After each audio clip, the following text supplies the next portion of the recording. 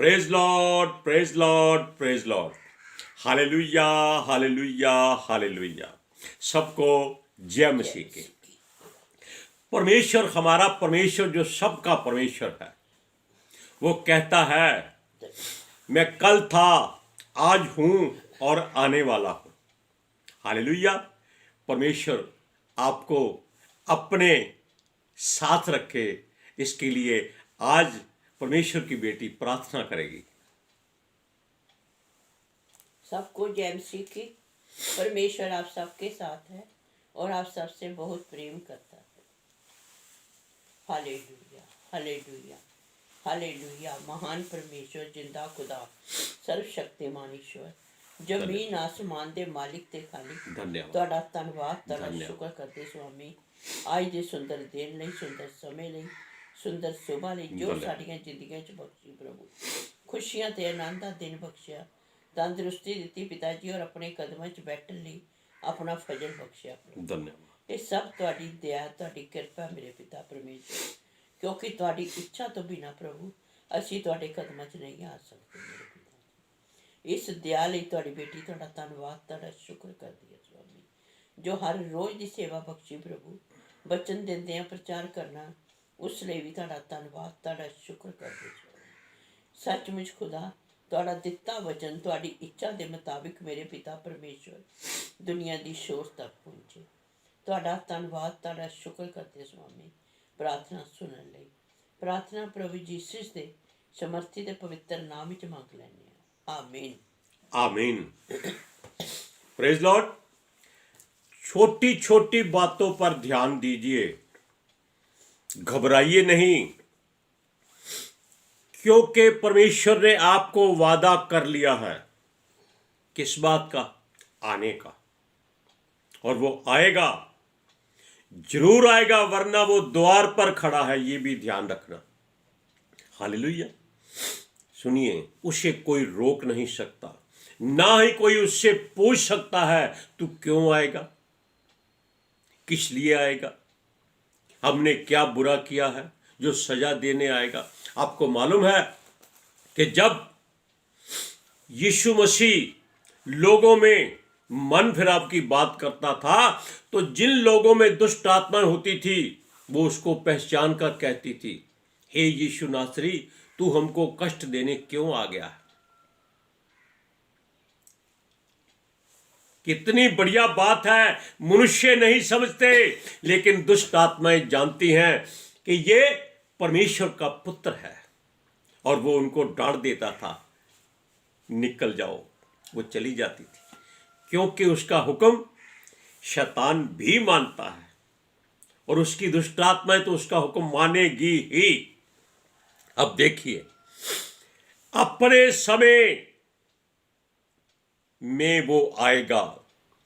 उसने समय क्यों बांधा है और समय क्यों बीत जाता है। मनुष्य मानव की तरह सदा जवान क्यों नहीं रहता। ये हर एक के मन में सवाल उठते हैं, प्रश्न जागते हैं, चिंता जागती है।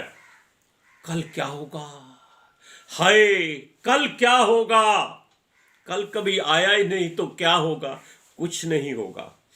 सुनिए, जन्म और मृत्यु क्यों होती है। जन्म से पहले मनुष्य कहां होता है और मरने के बाद कहां जाता है।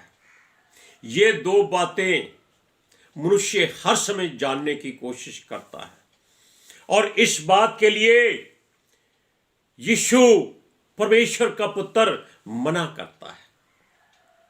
हमने आपको एक बार नहीं कई बार बताया कि जो बीत चुका है उसको भूल जाओ, जो आने वाला है उसकी चिंता मत करो। यीशु कहता है आज का दिन आपके लिए काफी है।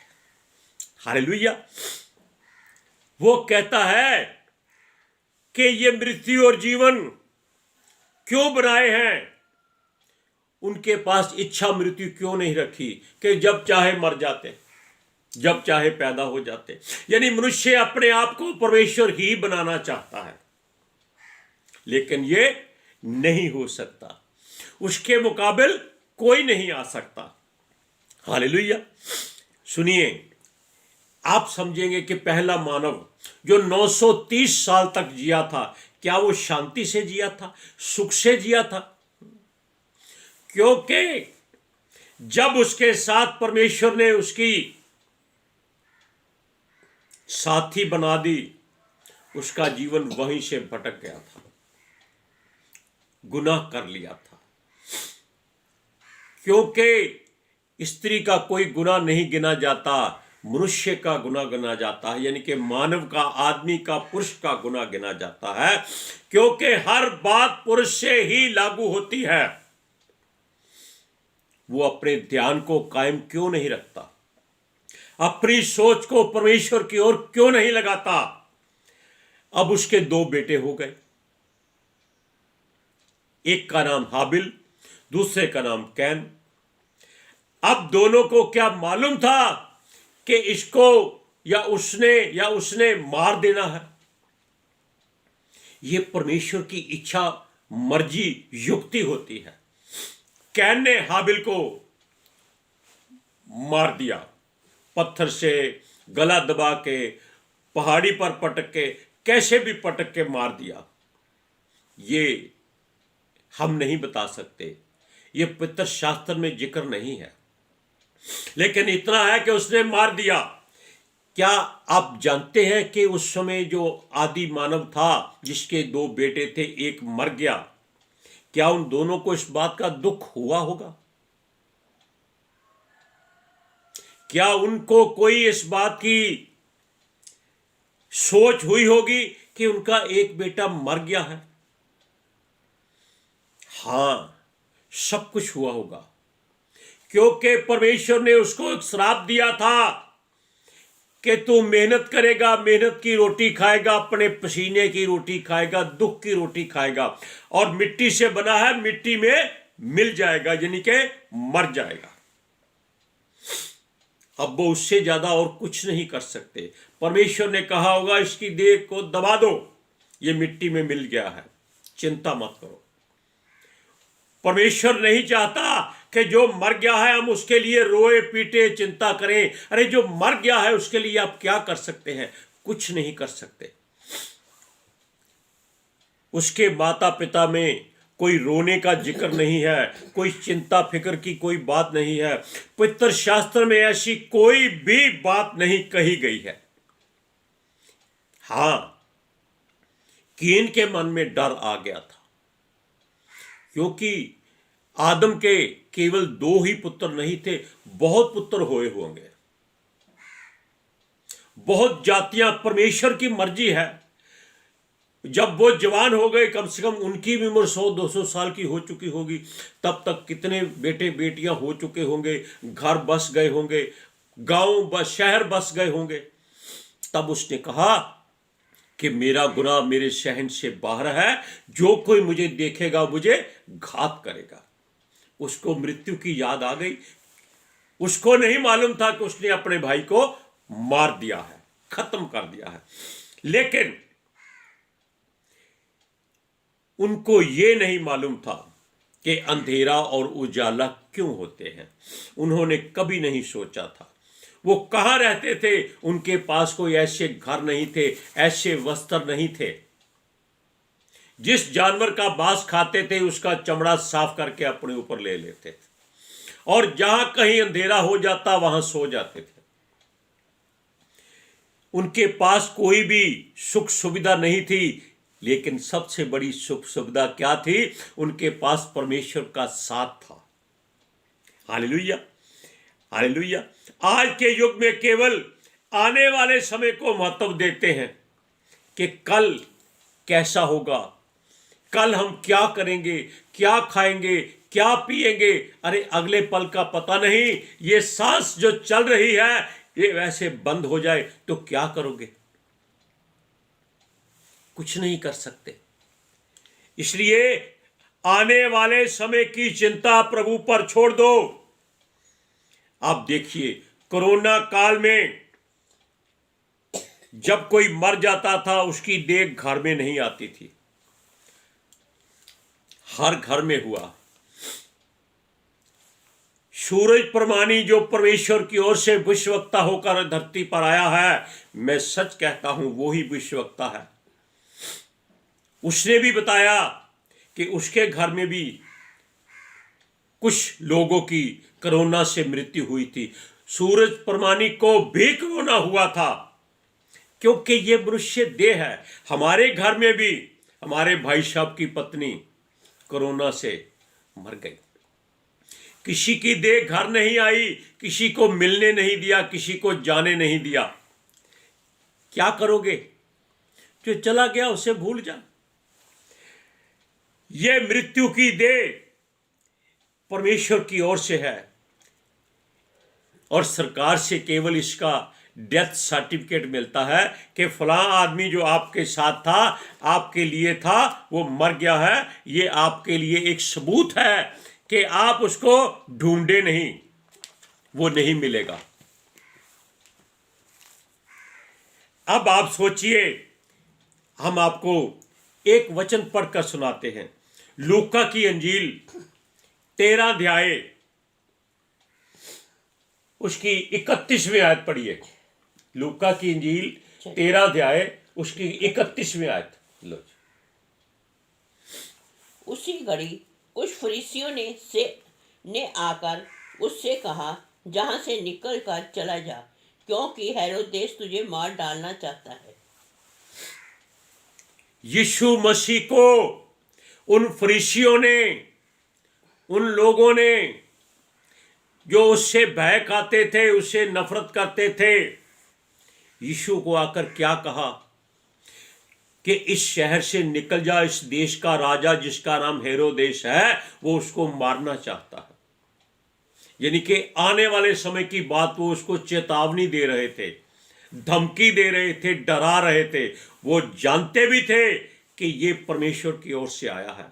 हमने आपको बताया था कि निकोदेमुस ने आकर उसको सचमुच बता दिया कि ऐसी बातें कोई नहीं कर सकता जिसके साथ परमेश्वर ना हो। उन्होंने यीशु से ये कहा क्या कि यहां से चला जा। लेकिन यीशु ने क्या कहा? यीशु जानता था आने वाला समय उसके बस में भी नहीं है, लेकिन उसको पता है, क्योंकि उसको पिता परमेश्वर बता देता है। आपको कोई कह दे कि आप कल मर जाएंगे, आप उससे एक ही बात कहना, भाई आज मुझे मेरा डेथ सर्टिफिकेट दे दे। आप उससे साफ शब्दों में कह देना कि अगर तेरी भविष्यवाणी है कि मुझे कल मरना है तो मेरे लिए लिख के दे दे। कभी नहीं हो सकता। उसके कहने से आप मर नहीं सकते। अभी हमने आपको बताया कि जो मर गया है उसकी देह घर में नहीं आती, डेथ सर्टिफिकेट आता है, ताकि लोगों को विश्वास हो जाए। सुनिए, धरती पर क्यों ऐसी बातें होती है? असल में वो मनुष्य ही नहीं था। कौन? यीशु मसीह। वो परमेश्वर का पुत्र था, मनुष्य का पुत्र कहलाना चाहता था, कहलाया था, ताकि लोग उसको मनुष्य मात्र जाने, लेकिन उसकी बातों से जाने कि वो परमेश्वर की ओर से आया है, उसके कामों से पहचाने, उस पर विश्वास करें, क्योंकि वो आज कल की बात नहीं करता था, वो परसों की भी बात करता था। आज कल यानी कि परमेश्वर की बात क्या है? कल, आज और कल। लेकिन यीशु मसीह कहता है उस लोमड़ी से कह दो कि यीशु को आज, कल और परसों भी प्रचार करना है, क्योंकि वो सदा रहने वाला है, उसको मालूम है। इसीलिए उसने उन लोगों को ये कहा था कि आज, कल, परसों उसको सबका ज्ञान था। उसने जीवन में हर बात ऐसे दिखाई थी जैसे आज है, अभी है। आज, कल, परसों के पेपरों में तारीखें होती हैं, उसमें लिखा होता है कि कल क्या हुआ था, लेकिन आप उसको जाती तौर पर देख नहीं सकते, केवल पढ़ सकते हैं। लोग भविष्यवाणी कर देते हैं कि यीशु मसीह कल आ रहा है। उसके बाप का नौकर था यीशु मसीह जो उसको बता रहा है, या वो इतना ज्ञानी हो गया है जो परमेश्वर के मन की बात को पढ़ सकता है? सब बकवास करते हैं। यीशु कब आएगा, कैसे आएगा, क्यों आएगा, ये कोई नहीं जानता। लेकिन उसके आने की चेतावनी इस पवित्र शास्त्र में लिखी हुई है कि वो आएगा, लेकिन कब आएगा ये हम नहीं जानते। हमारे मन में क्या है कि जब वो आए हम उसके लिए, हमने कल परसों बताया था क्या, कि हमें फलदार होना है, ताकि जब वो आए हमारे अंदर वो फल ढूंढे, हमारे पत्तों को ना फलोर फला करे। हालेलुया। सुनिए, क्योंकि परमेश्वर हर बात को जानता है, हर राज उसके सीने में है, और यीशु मसीह के सीने में उसका पिता परमेश्वर रहता है। जैसे आप एक मोबाइल से दूसरे मोबाइल में बात करते हैं, दुनिया के किसी कोने में बात कर सकते हैं, आपको नहीं मालूम वो कहां क्या कर रहा है, आप उससे बातें कर सकते हैं। सुनिए, कब कहां और क्या हो जाएगा ये केवल वो ही जानता है, हम या तुम नहीं जान सकते। इस बात की चिंता यीशु भी नहीं करता था, वो अपना काम करता रहता था। उसके जीवन में हर तरह की बड़ी से बड़ी रुकावटें आई थी, वो उनसे आजाद हो जाता था। क्यों? उसके आसपास पिता का अभिषेक था, उसके चेहरे का प्रकाश था, पितर आत्मा जी का अभिषेक था, और स्वर्गदूतों के पहरे थे। उसमें अपने अंदर परमेश्वर की ज्योत जगाई हुई थी जो उसको हर अंधेरे से दूर रखती थी। हालेलुया। सुनिए, वो सब रुकावटों को तोड़ता हुआ भी परमेश्वर के राज्य की मुनादी करता था कि मन फिराओ, परमेश्वर का राज्य नजदीक है। वो प्रभु का संदेश दिया करता था। राजा हेरोदस का जो संदेशा उसको मिला था कि वो उसे मार डालना चाहता है, उसने फरीसियों से डटकर कहा था, हमने अभी बताया, कि उस लोमड़ी से कह दो। लोमड़ी का मतलब होता है दौड़ने भागने वाला जानवर, कहीं एक जगह टिकता नहीं, वो अपने परिवार में भी नहीं टिकता। हालेलुया। सुनिए, उसने कहा वो जीवित रहेगा, वो लोगों के काम करता रहेगा, बीमारों को चंगा करता रहेगा, करता है, दुष्ट आत्मा को निकालता रहेगा। उसने सारे काम उनको गिना दिए ताकि उनके जहन में आ जाए कि ये परमेश्वर की ओर से ही है। सुनिए, जो कल के बाद आता है, परसों, उसके बारे में मनुष्य कभी सोच भी नहीं सकता, लेकिन यीशु जानता है कि आज कल और परसों, यानी कि वो भविष्य वाली बातें जो मनुष्य के चित्त में भी नहीं आ सकती, वो यीशु जानता है। हालेलुया। सुनिए, जब कोई कल नहीं देख सकता, कल्पना भी नहीं कर सकता, तो वो परसों के बारे में क्या सोचेगा? केवल यीशु मसीह सोच सकता है। इसलिए क्योंकि वो ही अल्फा है, वो ही ओमेगा है, वो ही पहला है, वो ही आखिरी है, वो ही परमेश्वर है और कोई परमेश्वर भी नहीं है। हालेलुया। अब सुनिए, वो कहता है कल, आज और कल से ज्यादा परसों की भी वो बात जानता है। Hallelujah, hallelujah. हम तो केवल इंतजार करते रहते हैं, समय प्रभु परमेश्वर के हाथ में है। हम लोग केवल सोच सकते हैं। आप वचन को पढ़िए, लूका की अंजील 13 अध्याय उसकी 31 से 33 आयत तक। उसी घड़ी कुछ फरीसियों ने आकर उससे कहा, यहाँ से निकल कर चला जा, क्योंकि हेरोदेस तुझे मार डालना चाहता है। उसने उसने उससे कहा, जाकर उस लोमड़ी से कह दो कि देख, मैं आज और कल दुष्ट आत्मा को निकालता और बीमारों को चंगा करता हूँ, और तीसरे दिन अपना कार्य पूरा करूँगा। तो भी मुझे आज और कल और परसों चलना अवश्य है, क्योंकि हो नहीं सकता कि कोई भविष्यद्वक्ता यरूशलेम के बाहर मारा जाए। ये वचन की बात है, हम कुछ भी अपनी ओर से नहीं कहते। आप कल की चिंता ना करें, जो बीत चुका है, जो कल आने वाला है उसके बारे में सोचे नहीं। परसों आपके बस में नहीं है। जो आज है, जैसे हमारे भी डेरे गिराए जाने वाले हैं, पता नहीं कब गिराए जाएंगे, लेकिन हमको उम्मीद है कि हमको भी प्रभु अपने साथ ले जाएगा। आज के सुसमाचार के लिए परमेश्वर की बेटी प्रार्थना करेगी।